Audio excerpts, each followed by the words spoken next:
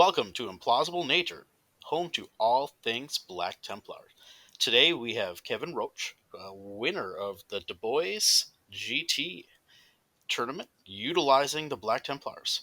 Now, this is post FAQ from Games Workshop, so the balance patch, so this after that.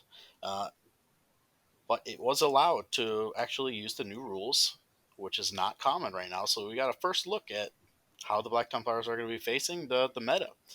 So, Kevin, thanks for coming on today and sharing your time and talking about your experience. So, tell us a little bit about yourself. First, I want to say that while this was after the FAQ or the balance patch, they didn't implement any of the rules of DaBoyz. Okay. So they allowed, luckily for me, they allowed Black Templar Codex because it was out through the box set. But it was using sort of the pre-patch AdMech and Drakari and all that. The poor Necron players didn't get their. Oh man, so you actually had to face the harder versions. Yes, and so yeah, this was sort of, I think, kind of that last gasp of the old meta. But who am I? I'm Kevin Roach. I've been playing Warhammer since I was a kid. I took a break through most of 6th and 7th, but I've been a Black Templar fan since I was, it's actually the first army I ever had. I bought the Assault on Black Reach box set and painted them as Black Templars, my sort of side factions, Grey Knights. So I've always been the kind of Imperial power armor player.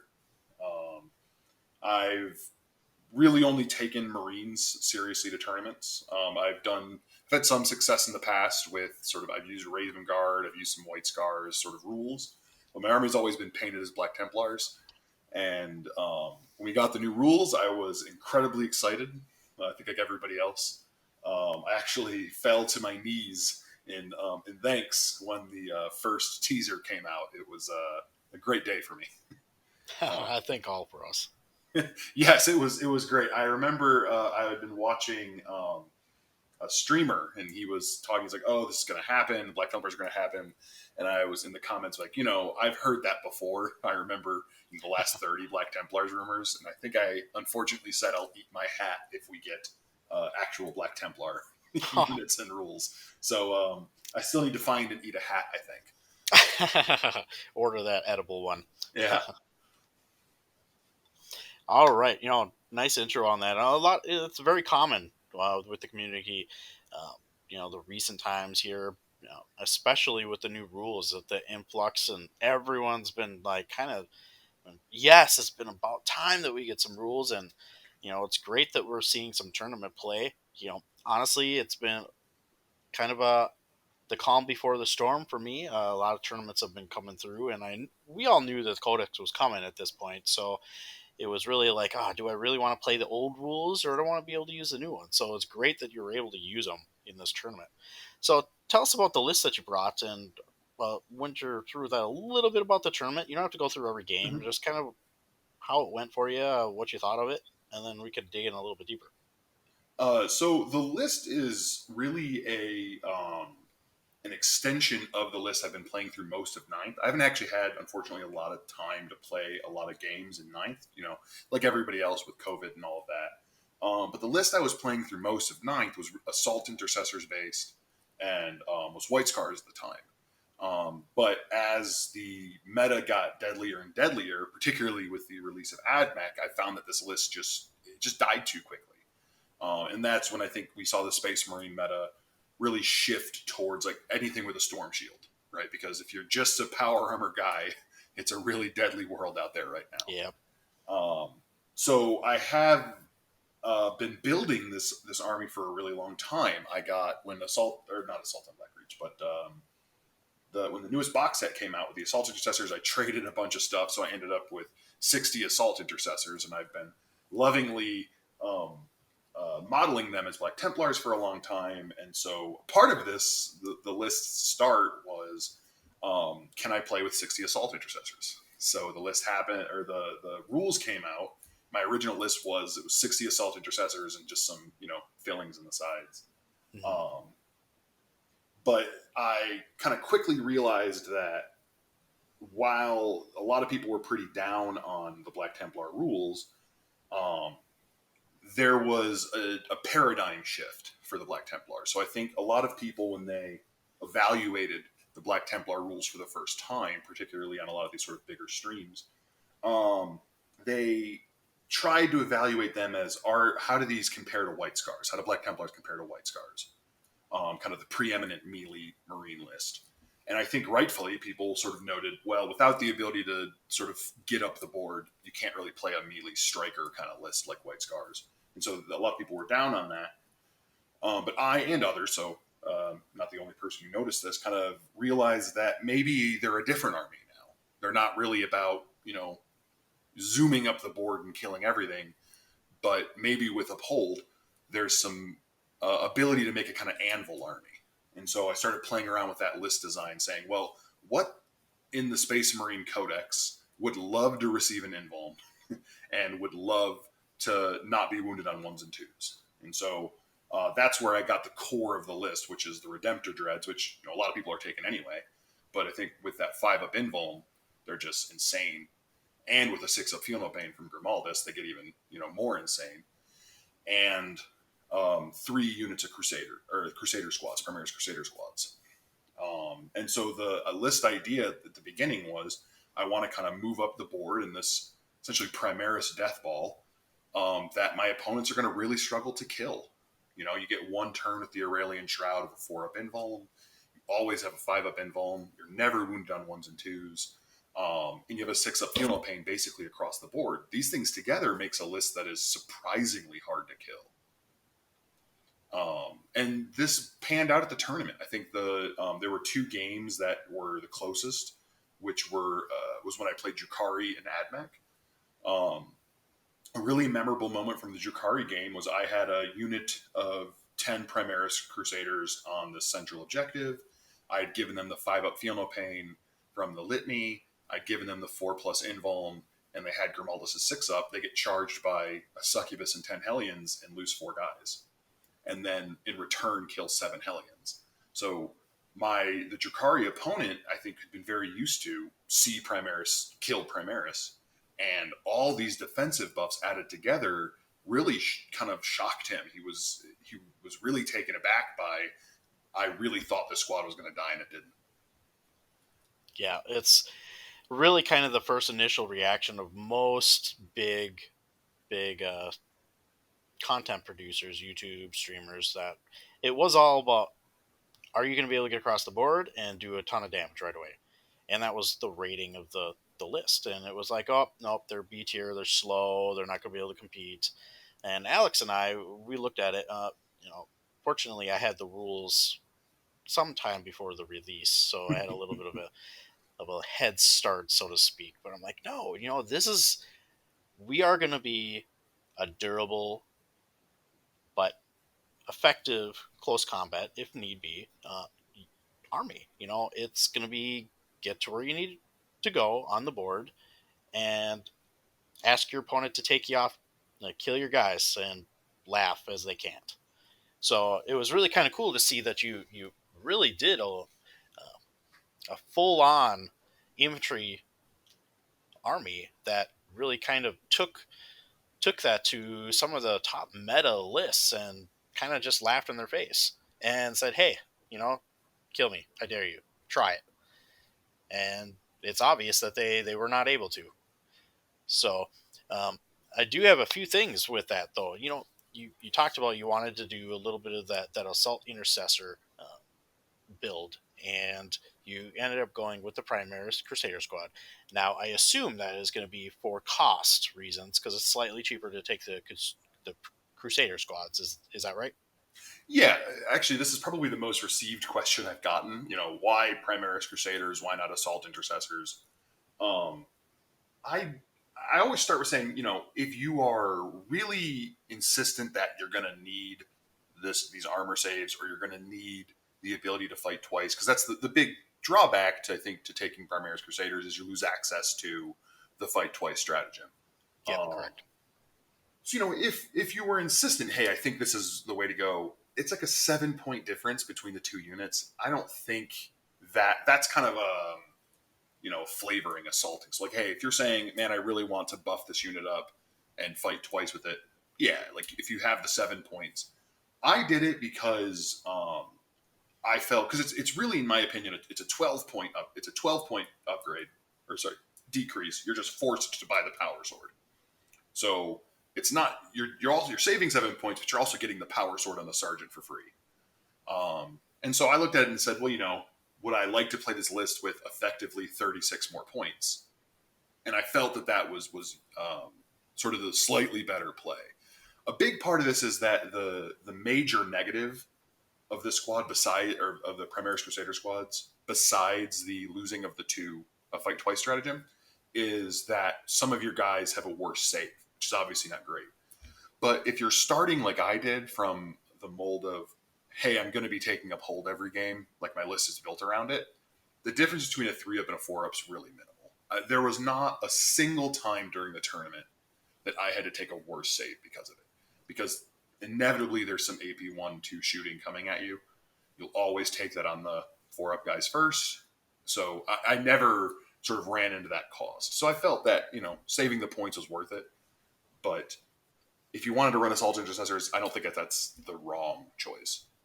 The one thing, this is kind of my controversial opinion here, is that I see a lot of people taking Primaris Crusader squads in order to put power fists in them, and I see that as a complete trap.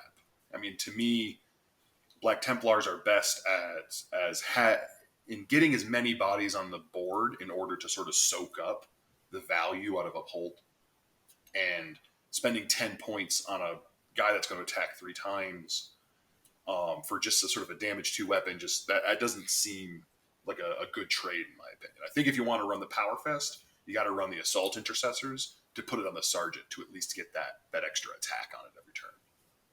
Yeah, that's definitely a hot take right there. Yes. Yeah, it's very common getting those power fists on it, but I can definitely see it. You get some more. You on average, not taking that, you're going to probably average 2-3 more bodies on the board doing that. And really, the target that you're going to be really going after is going to be infantry, right? So.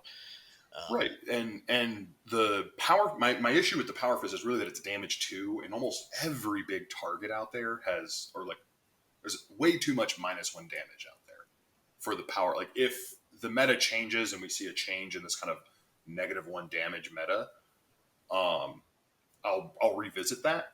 But if you run into these big targets, the power fist isn't going to save you. What's going to save you is the psalm that gives you the mortal generations every turn.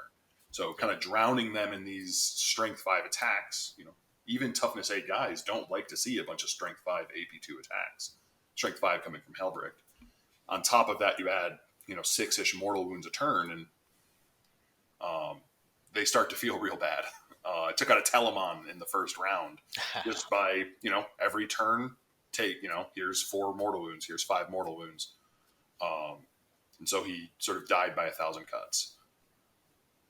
Now that kind of leads into a little bit of the next question for you and how you play the list. So you touched on it on the quote unquote death ball that you had going down the center of the board. Now, do you actually play the aura party and literally put everything in your little ball? Because presumably you have Grimaldus with your Redemptors, making sure that they get those 6+ feel no pain, and you referenced using, the forgive me, the litany to the Psalm of Remorseless Persecution, to use that on your Primaris Crusader squads to get those mortals. So is that one big giant softball going down the middle of the board and you kind of spread out after you kind of see how your opponent reacts, or kind of run how that goes? Right. So, and that's a great question. Actually, a lot of people have asked, how does this move up the board? And this is where I kind of give my pitch for why Grimaldus is hands down the best data sheet in the Black Templar Codex. The ability for Grimaldus to sort of string his unit out makes the feel no pain bubble that he passes out just massive. So I kind of played almost every one of my games in this kind of central one flank side. So most of my Crusader squads would line up. All of them, this is the very important part, would line up so that at least one guy was next to the Justiciar. or within 3 inches of the Justiciar, the guy holding the Aurelian Shroud. So that was a kind of hard aura to get working, but the aura for the Redemptors wasn't as hard because I would just kind of string one of the Servitors over to pass out the 6+ Feel No Pain. On that flank, I'd almost always have Helbricht as well. So I'd sort of have like 2 wings of the army. So one wing would have most of the infantry, and then I'd try to have the 3 Redemptors on the other side, so that they could benefit from Helbricht, and then using Wisdom of the Ancients, all 3 Redemptors would be getting a reroll 1 to hit and a wound. So the Redemptors tried to stay in a ball. There were some layouts where the Redemptors had to split up just so they could hide. So it wasn't like the Redemptors were always right next to each other, but if, my perfect setup in my head, it's the Redemptors are all kind of in one ball on one side, and then the infantry's all on kind of that middle. I try to sit between the middle and one flank. So I often kind of abandoned one side of the board and just said, there are the 3 objectives. I'm going to hold all game. And that's the really important part when you're playing a kind of anvil list like this, is to identify what you can hold. And, you have these kind of big infantry units, say, okay, I'm going to sit between these 3 or these 4 objectives all game. Sorry. Nope, that's perfectly fine. Now, I've seen it out there, but, for the viewers that haven't seen your discussions on that, so what kind of secondaries are you taking? So I believe, I know every round I took Oath, and I believe I took Oath every round, or Stranglehold every round as well. I can't remember. There might have been one round where I didn't take Stranglehold. I can't remember, but I believe it was Oath and Stranglehold every round. The reason for that is, again, this list has a much larger footprint than you think you're going to have. So when you kind of play on this, okay, I'm going to hold the kind of center and one side, you're almost always going to get full points for Oath. But the concept of the list is I'm going to hold these objectives and force you to come to me. And that sort of alleviates the big problem that a lot of people were identifying of, well, Templars just can't reach people, right? They can't advance and charge. They don't have that long reach. Well, I'm going to hold objectives, set on these objectives and not die. And I'm going to put you in the position of saying, do you want to come try to take this objective from me and, have a chance of winning the game, or sit back and let me win just on primary points? So, I tried to sort of play with this objective focus. I'm going to be holding these objectives, so that really fits naturally with Stranglehold. Now, the third secondary is a little harder. A lot of missions, we played with 3 missions that had pretty scoreable secondaries. But in the case where a mission didn't have a scoreable secondary, which was in the DaBoyz tournament, was kind of the last 2, I would either pick a kill secondary that would, as long as it nets me something like 12, 13 points. And then failing that, I would go to Rod. I didn't ever have to do that, but, Rod's a great 12 points. You have the Servitors in the list. You can strategic reserve them, so you kind of have that option to get into that. I always think of Rod as, 3 table quarters are going to be easy, and then you're going to have that 4th one. Yep. Having those sort of Servitors on a stick is always great. Yeah, now we don't have the Cenobite Servitors anymore, but the Servitors themselves aren't too much more expensive for 30 points. It's, pretty decent still to get that 1 Rod out there on that. So now this is another kind of a little bit of a controversial pick in your list. There is that 5-man Vanguard veteran squad. So typically what you see is going to be Lightning Claws on a full squad. Tell me about that, the choice of the Thunderhammer.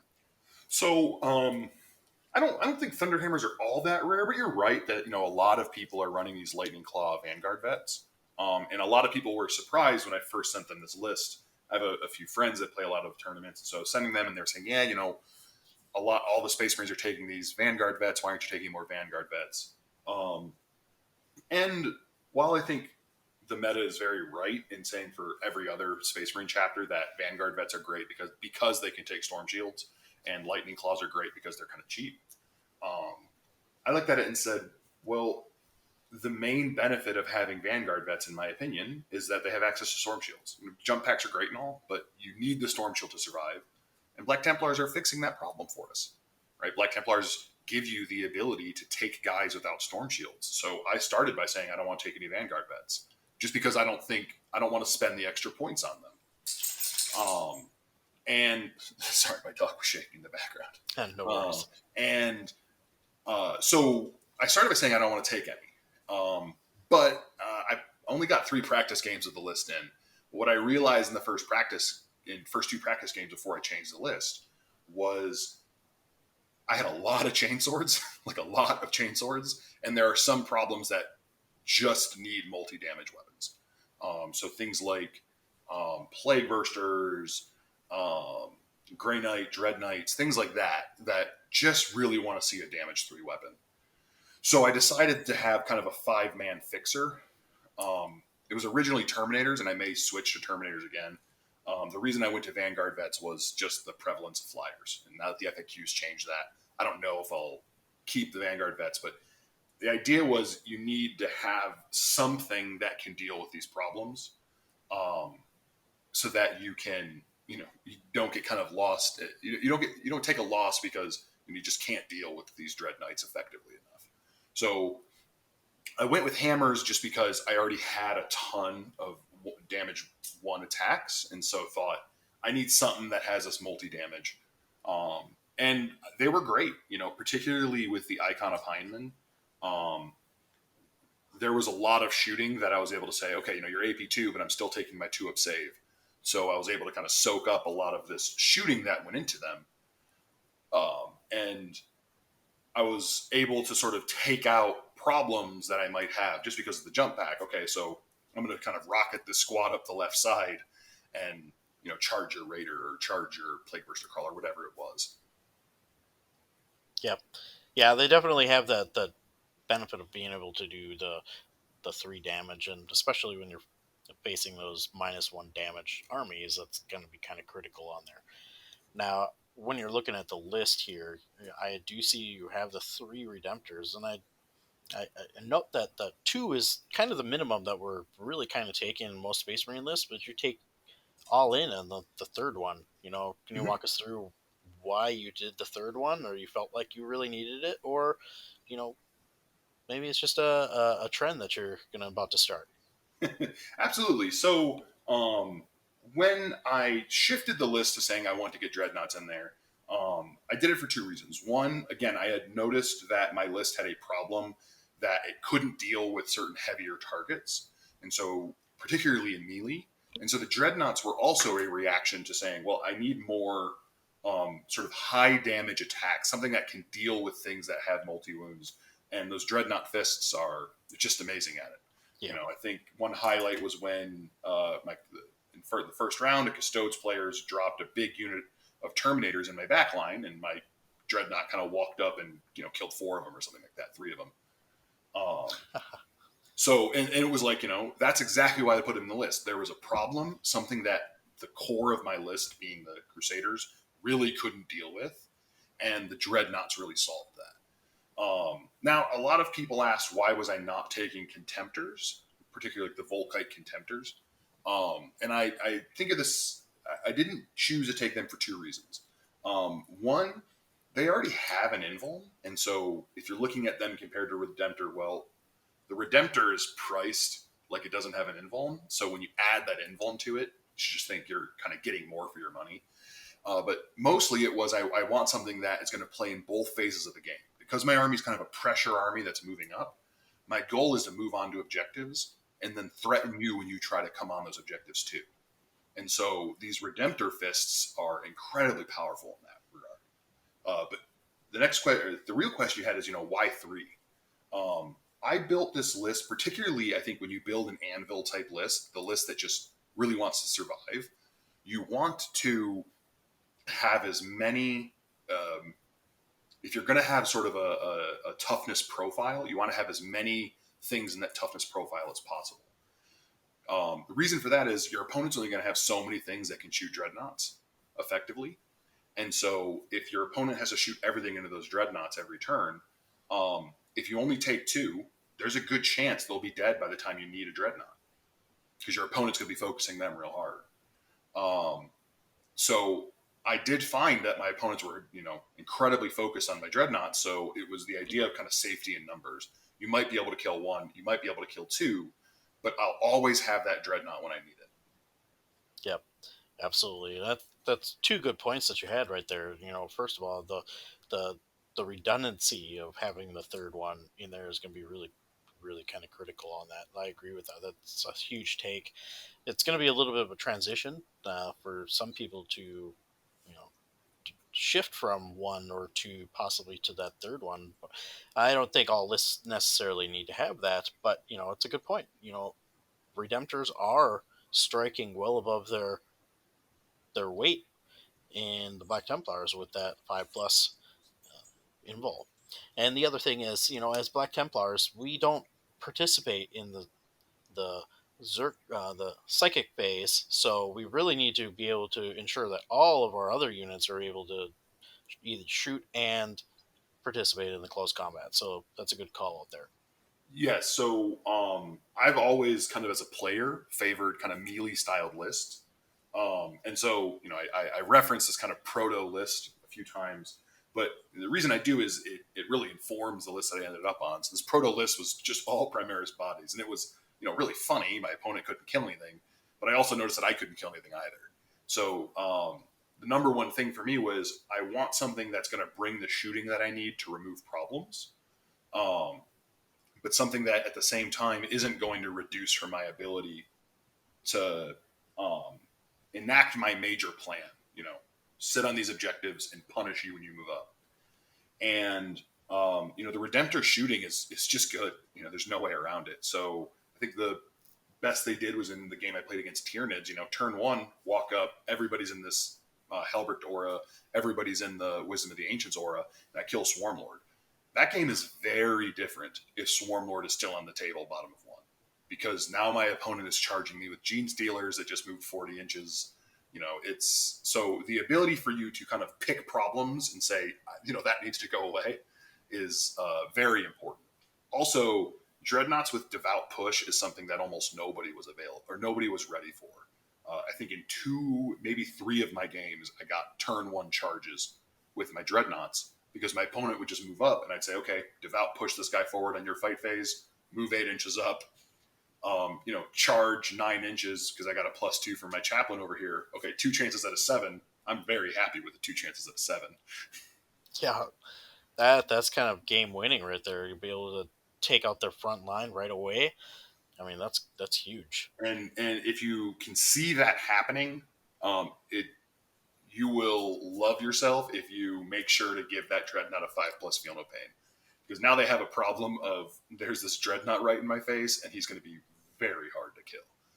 Um, I think in the Death Guard game, he got charged by 6 Death Shroud and just kind of, laughed it off. I mean, yeah, that's you face some pretty tough lists out there. I was kind of analyzing it with Alex, and I'm like, man, they're pretty meta. So going forward on that, is there something that you think that you would change with your list? You touched on maybe the Vanguards going back to Terminators, but after Games Workshop has instituted the balance patch, do you foresee your list changing or anything that you want to try? Yeah, so I thought a lot about this. I think the one thing for me is, there's a core of this list that is kind of unchangeable, and it's Grimaldus, the Bike Chaplain, the 3 units of Crusaders, and the 3 Redemptors, because they kind of fit together into this. What am I trying to do, and sort of what can I not compromise on? The rest of the stuff is, the Eradicators, the Veteran Vanguards. Those are the sorts of things that Phil needs as I take them. So I've thought a lot about whether or not to switch back to Terminators. I think there's, costs and benefits to both. I'm, for the moment, going to keep the Veteran Vanguards because I think the one issue with taking Terminators in a list like this is they're going to have to deep strike in order to get where they need to be. And that's not always super reliable. Some opponents have lists that you just don't want to deep strike into. There's just, too many little units everywhere. And so I kind of went into the tournament thinking, oh, I'm going to deep strike the Veteran Vanguards every turn, because that was what I was thinking I was going to do with the Terminators. And I found, I think in 3 of my games, I kept them on the table. because my opponent just had so many things that I didn't think I could reliably deep strike where I needed to deep strike. Other things that I might change, the Judiciar. I think a lot of people have been, really curious. Why is he in the list? He isn't something that I'm really married to per se, but one thing I want to kind of test out is potentially running him with the Oathkeeper Warlord trait. So I have this guy with fights last that's heroically intervening 6 inches. I think there might be something there. So that sort of last character, I have some points to spend on. He's really there just to hold the Aurelian Shroud. That's the secret. Everybody asks me why is he in the list. It's like, well, originally he was a company champion because he's the cheapest character in the elite slot, and I just want someone to hold the shroud. And at the end of it, when I sort of had to switch some things around just because of models, I was like, well, I guess I have literally 30 points left over. And I was like, what can I spend it on? And I was like, well, that's a 30-point upgrade. Let's give it a try. I did feel a little bad for that model because after he would unveil the Aurelian Shroud, I just didn't care about him at all. And so in almost every one of my games, you'd see this Judiciar running in front of everybody. Go charge those Scutari or whatever. Weirdly, though, I don't think he died all game, all tournament, because he was just kind of charging these random little things and never was quite getting clipped. That's actually kind of funny. Throw him out there like, just please shoot me. No one does. He charged a unit of Hive Guard. I had moved a unit of Veteran Vanguard to charge him. I was like, well, obviously he's going to Overwatch. So I was like, well, I'll charge you with the Judiciar because I don't care if he dies. And just lived. It was amazing. I don't even think he took damage. So it was like, I felt bad because I was like, dude, I really don't care if you die. Go ahead and soak up that Overwatch. All right. Well, a personal question for myself here. Mm-hmm. So how was Tanhauser's bones for you? It is ridiculous. The look on my phone. I started every game by really explaining that one because it's like, I don't know how many times you read this, you're not going to expect it. It's like, I don't care what your damage is, it's 1 now. And putting that on the guy that has 8 wounds, I was very aggressive with that chaplain every game. He was, you're always going to be pushing 1 or 2 of your units forward to threaten melee. And so every game he was right up there in the thick of it, passing out the auras, Litany of Hate and Canticle of Hate, helping make sure I make these charges and stuff, and then saying, you're not going to kill me. He charged Death Shroud. He charged Hive Tyrant. He charged a lot of things that normally you would say you have no chance. He took 6 Custodian Guards to the face and lived to tell the tale. The model is just unbelievably strong. Yeah, it's kind of a great thing that we have, and I'm there's already people calling for nerfs on it. And I'm like, oh man, just let the codex age a little bit. Seriously. I hope they don't nerf it, but I would very much understand if they did. I didn't take any absurd ones. I was kind of hoping to run into Mortarion or something and be like, oh, you got this D6 weapon. I don't care. The only time I could think it there were some D3 weapons that I took. But I think my favorite was my opponent kind of had a Laz Chicken, and this was the AdMech game. It was very close. I only had 3 models on this objective. So he pulls the Laz Chicken over and goes, aha, I'll get him. And then he's like, Tanhauser's bones, I'll shoot your dreadnoughts. Because it was like, it's just futile to try to shoot this guy. Yeah, he's going to shrug everything. All right, so another couple questions for you, and then I'll kind of wind down a little bit. So it's commonly asked that what did the tournament rule for uphold as far as our negative? Did they give you dents, or were you without light cover, heavy cover, and dents? So they did give me dents, but actually I didn't even know this beforehand. I just went to the tournament organizer and I kind of asked him the 2 questions.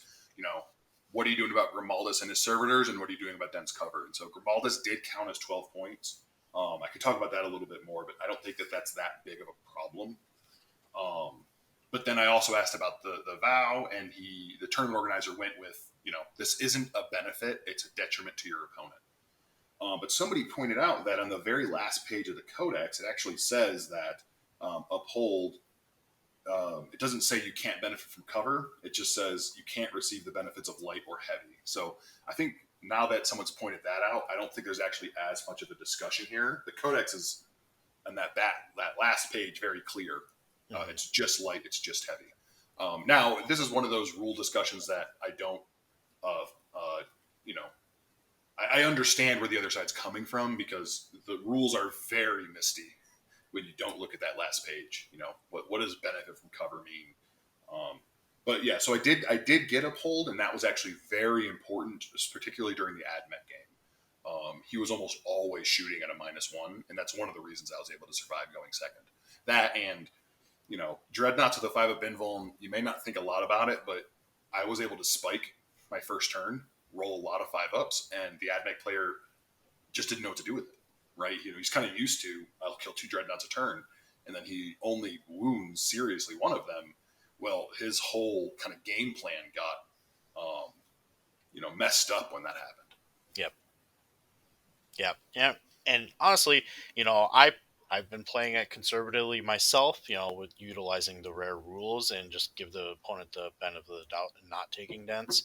But yeah, there is that argument to, hey, in the back of the book, you do have that where it says just light and heavy, and that's kind of perhaps a foreshadowing of the FAQ that's going to be coming out here shortly, I imagine. And you did touch on Grimaldus. That was my other question: is the assassinate points on that? Did you feel like that came into play on any of your games? I think he died once. I think in the Custodes game, I want to say that he had gotten into Grimaldus, killed him. Though Grimaldus did get up, which was fun. But the way I look at it is, in a game where Grimaldus dies, almost always I've lost that game anyway. I don't care if my opponent maxes out Assassinate, because that's not the sort of game where I'm worried about it. Now, if snipers come back into the meta, this is actually something that earlier your question of what would you change. If I start to see snipers realistically in the meta, one thing you could potentially switch out is the servitors for a unit of company veterans just to get bodyguard.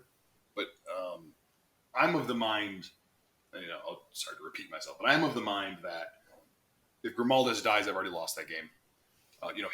There's a lot of beef right in front of Grimaldus. There's 30 Crusaders. There's Yep. generally 3 Redemptors. And so if they get through all of that and kill him, they kill him. Have your points. That game's already lost for me. And that was how it panned out. I think in one game he died, and then other than that, he was relatively untouched. Oh, that's it's positive news because there's a lot of people that really want to use that model, and myself included. That he's excellent. And now I haven't really necessarily thought it was going to be such a huge deal with the assassinate, but that's a big thing that weighs on the mind of the community. So it's happy to hear that you didn't really have much issue, And especially I'll, and some I'll, meta. uh, I'll reiterate my claim. He is by far the best data sheet in the game. When you're building a Black Templar list, the first thing that you go in there is Grimaldus. For 2 reasons. One, get used to playing him, because I would be amazed if they didn't fix this interaction, if that's what you're really worried about. But that Pain aura is just so strong. On a 140 point model that's already giving you 2 litanies, it is so strong. And admittedly, the advanced buff is something that I haven't discussed yet, but it's very important, because especially in this kind of list where you want to sit in this big block, one thing in sort of these White Scars lists that sucked was, okay, this squad rolls a 6 on the advance, this squad rolls a 1. Now you've got a problem of, the squad in the middle is 5 inches behind the squad on the left. Yep. So when everything's advancing, just because you're also re-rolling that dice, so when everything's advancing 11, 12 inches, that's not a problem. And so it really helps the list keep its cohesion as well. Furthermore, there are some late game scenarios where maybe you really need to get back and take an objective that your opponent deep struck on. The ability to basically say, I auto move 11 inches. That's the way I look at it. Is very strong. Yeah, he's really excellent. Combined with the other things that we have in the list, I mean, I feel like this is definitely a competitive book that we have able to be used with some of those relic bearers. We got the new litanies to do some of those mortal wounds. That's something that we kind of suffered with the last time on our digital codex. Now we have it, and throw in some relics that are pretty strong. T-bones, one of my T-bones, favorite. baby. Yep, you gotta have some T-bones, and I feel like we got some places to go. And Uphold, I personally feel like you kind of have to build around Uphold, and if you want to kind of spice in some other ones with Fervent Acclamation, go for it. But Uphold kind of makes the army run. So Uphold is just so good, especially compared to the others. I think there's only one army I'd consider not running Uphold into, and that's only sometimes, and it's Grey Knights. Just because Grey Knights have very little that's Strength 8 and have very little that's AP3. But every other army is just stacking as much AP3, AP4, and a lot of high strength weaponry in it. I haven't played the Grey Knight matchup enough to know if I'm not. The first time I played, I'm taking Uphold just because I'm so used to it. yeah, Um, but yes, you have to start by building your list around Uphold. One real benefit, if you're thinking, man, I really want to be able to take this other one, maybe take Aurelian Shroud in your army then, because you're going to notice that one turn of having a 4-up, even if you have Uphold, is amazing. But if you don't have Uphold, that's going to be huge. yeah, absolutely. So my final question, then I'll let you go. So you talked earlier about Grey Knights being one of your lists. Are you going to continue to be playing Black Templars, or are you going to be going to the Grey Knights now that they're kind of coming back into the meta? So this was weird. When I first got invited to DaBoyz, I have my Grey Knights. I've been getting them ready, um, and so I was like, okay, this is an excuse to get them ready. And my Black Templars have been sitting in a box, mostly built. Had a lot of the green stuff tabards done, but just not painted, not finished. Black Templars happened, and I was like, well, Grey Knights are kind of this top tier army right now. There's obviously an incentive to play them, but I'll take this vow. I'll play Black Templars. And this is again, I was really down in the codex at the time. I was like, oh, I'll bear this cross essentially, right? And so I switched off Grey Knights. I played Black Templars, and I said, "Oh, I'll keep playing them until I win," thinking, "Oh, this will make me play them for 10 tournaments or whatever." Because again, it's not like we thought Admech or Drakari were going to change. Yeah, With the change of Admech and Drakari, Grey Knights are going to get better. There's no other way to put that. Just because I think they had a really bad matchup into Admech particularly, and now that that Predator's gone. But that's also true for Space Marines. Space Marines hated to see Admech, hated to see Drakari. Those are two armies that excelled because of their ability to just blow Marines off the table. I felt that game with that Admech player was great. I'm not giving him any flack, but to be on the receiving end of some of that shooting, this 120-man squad of Rangers kills something like 7 or 8 intercessors through all of your defensive buffs, and it was like, okay, well that's what is that, like a 200-point unit or something, right? It's insane. And so kind of this idea that our Predators are going away might make us stronger. So I have to imagine I'm going to keep going with my Black Templars just because this is my army at its core, right? It's the army that I've had, it's the army I have the closest feelings towards. And it would be nice to continue to do well. I'm interested to see how they do in this new meta. Where Necrons, we're going to start seeing Necrons again. Maybe we'll see Astra Militarum again. And I hope that Grey Knights get adjusted, even as a person who plays them. Don't need to be adjusted a lot, but small tweaks. I'm a little worried about that matchup. And so my big worry going into the tournament scene in the future is I think a lot of people are going to start gravitating towards Grey Knights as the kind of natural, we're still the best army. And then that plus Drakari, Coven spam. But I'm interested to see how Black Templars do into those lists. I don't think that they're lost by any means. I think it's something that we can do well. So for the moment, I'm committed to playing Black Templars. awesome. I love to hear it. Continue the Eternal Crusade, right? Absolutely. All right. Well, thanks for coming on today. Want to thank you for spending the time and chatting about your tournament, and hopefully we can see a few more wins out of you in the next short while here. I know it's getting into the winter months, so tournaments are going to slow down, but you have Yeah, a little bit of time to prepare for the spring. So absolutely. Thanks for having me too. yeah, absolutely. And Plausible Nature loves having Black Templars players and talking and chatting. So uh, once again, thanks for coming on today. I want to thank all of our Patreons and subscribers that are viewing today. If you are not a subscriber, If you feel like content is worthwhile, definitely hit that like and subscribe at the bottom. For those that would like to participate in supporting the channel, we also do have a Patreon. You can find all that information in the description there, as well as a Discord. And you can talk to other members of the Black Templars community, such as Kevin here, so who is also part of the Discord. So thanks again, everyone, for viewing and listening in, and we'll see you next time.